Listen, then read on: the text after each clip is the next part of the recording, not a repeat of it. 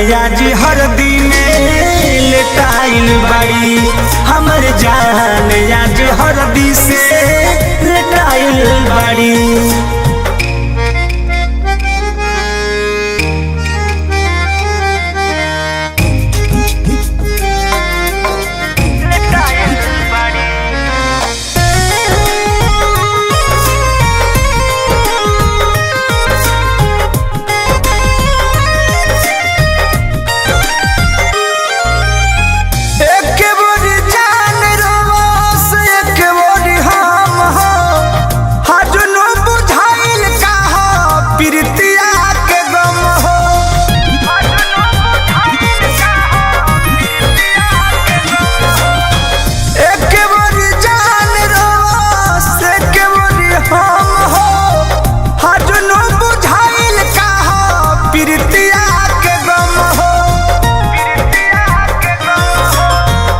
बचपन के प्यार है कैसे बिसार दी, समझ में न आवे के करा दोषी करार दी। भरल आँखें हवाया के लोराइल बड़ी। हमर जान आज हरदी में लेटाइल बड़ी।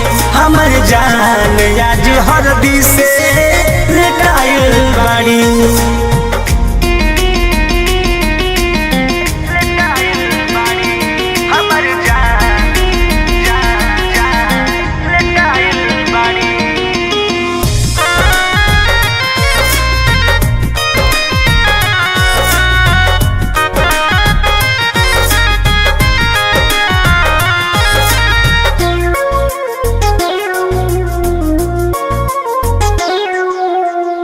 दुआरे बारात निकाल कल शाम के मेहंदी रचाई है अब ता परमध के नाम के।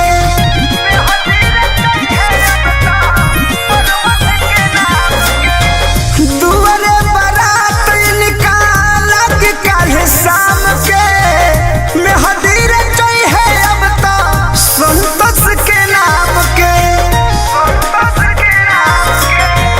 सोनू सुधाकर से अब हो जाए है दूर हो। हम मजबूर बाड़ी हमहु मजबूर हो। चिंता में डूबल पागल आइल बड़ी। हमर जान आज हरदी में लेटाइल बड़ी।